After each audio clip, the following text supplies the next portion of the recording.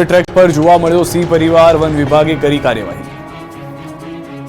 જૂનાગઢના ગ્રોફેડ વિસ્તાર નજીકથી પસાર થતા રેલવે ટ્રેક પર આરામ ફરમાવતા સિંહ પરિવારનો વિડીયો સોશિયલ મીડિયામાં વાયરલ થયો. આ વિડીયો કોઈ રાહદારી દ્વારા બનાવવામાં આવ્યો હતો. રેલવે ટ્રેક પર સિંહ પરિવાર હોવાની જાણ થતાં વન વિભાગની ટીમ તુરંત સ્થળ પર પહોંચી ગઈ હતી. વન વિભાગે તાત્કાલિક ધોરણે આ સિંહ પરિવારને રેલવે ટ્રેક પરથી ઉતારીને જંગલમાં સલામત સ્થળે ખસેડવાની કામગીરી હાથ ધરી, જેથી કોઈ અનિચ્છનીય બનાવ ન બને. અહીંથી જૂનાગઢથી ઉના, દેલવાડા, સાસણ અને અમરેલી તરફ જતી ટ્રેનો પસાર થાય છે. દિવસ દરમિયાન તમામ ટ્રેનો પસાર થઈ ગયા બાદ સાંજના સમયે આ સિંહ પરિવારે રેલવે ટ્રેકને પોતાનું આરામ સ્થાન બનાવ્યું. વિડીયોમાં સ્પષ્ટપણે જોઈ શકાય છે કે 5થી વધુ સિંહોનો પરિવાર શાંતિથી રેલવે ટ્રેક પર આરામ કરી રહ્યો છે. રેલવે ટ્રેક સિંહ પરિવારો માટે ગરમીમાં ઠંડક આપતો કે ઊંચી સપાટી પર નજર રાખવા માટેનું સ્થાન બની જાય છે. શિકારની શોધમાં સિંહણ સહિતના સભ્યો જંગલની હદ વટાવીને રહેણાંક અને રેવન્યુ વિસ્તારમાં વારંવાર આવી ચડતા હોય છે. ખેડૂતો પર પડ્યા પર પાટું જેવો ઘાટ, કેનાલના ભંગાણ થતા ખેતરોમાં પાકને નુકસાન. મહેસાણામાં ખેડૂતો માટે પડ્યા પર પાટું જેવી સ્થિતિ સર્જાઈ. કમોસમી વરસાદને કારણે પાકને વ્યાપક નુકસાન થયું. તો હવે કેનાલમાં ગાબડું પડવાને કારણે ખેતરોમાં પાણી ભરાઈ ગયા, જે કારણે ખેડૂતોને આ સિઝનમાં પણ નુકસાની વેઠવાનો વારો આવ્યો. કડીની માઇનોર કેનાલમાં ગાબડું પડતા ખેડૂતોને રાતા પાણી રોવાનો વારો આવ્યો. આ ગાબડું ફુલેત્રા ગામ પાસેની પસાર થતી કેનાલમાં પડ્યું છે. ગામ પાસેથી નર્મદા કેનાલની માઇનોર શાખા પસાર થાય છે. આ કેનાલમાં ગાબડું પડવાને કારણે ખેતરોમાં પાણી ફરી વળ્યા છે, જે કારણે ખેડૂતોને ઊભા પાકને નુકસાન થયું છે. હાલ ખેડૂતો પાકને થયેલા નુકસાન સામે વળતર આપવા માટેની માંગ કરી રહ્યા છે. આ માઇનોર કેનાલમાં ગાબડું ભ્રષ્ટાચારના કારણે પડ્યું હોવાનો આક્ષેપ પણ સ્થાનિકો કરી રહ્યા છે.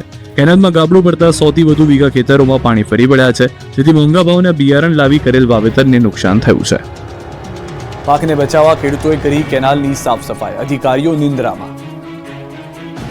વાવથરા જિલ્લાની ઢીમા બ્રાન્ચ કેનાલ હેઠળ આવતી ઈટાડા માઇનોર કેનાલમાં પાણી ન આવતા ખેડૂતોમાં રોષ જોવા મળી રહ્યો છે.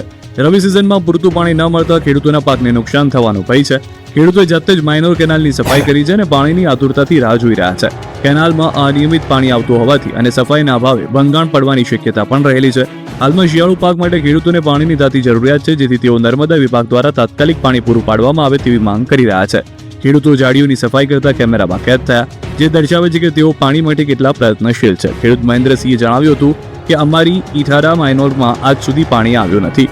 જો આવે તો પણ નોર્મલી આવે છે અને સફાઈ જરાય થઈ નથી. જે સફાઈ કરી છે તે ખેડૂતોએ જાતે જ કરેલ છે અને નર્મદા વિભાગના અધિકારી અને કોન્ટ્રાક્ટરની બેદરકારીના કારણે ખેડૂતો હાથમાં પાવડા કોદાળી પકડવા મજબૂર બન્યા છે.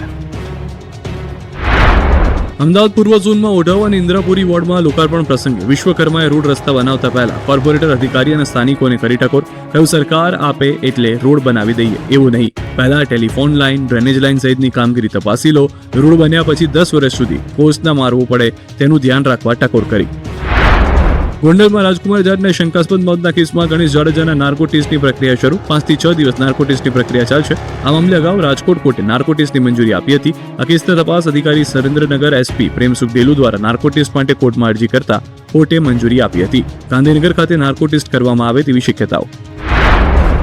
રાજકોટના ઉપલેટામાં મહંતને મારી નાખવાની ધમકી કેસમાં આરોપી પકડાયો. હનુમાન મંદિરના મહંતને ધમકી અપાઈ હતી, જે મામલે દ્વારકાના ભાણવડથી મેરામણ નંદાણીયા ગામના શખ્સની ધરપકડ. મહંત વોટ્સએપ ગ્રુપમાંથી નીકળી જતા અને પૈસા ન આપતા શખ્સોએ મચાવ્યો આતંક.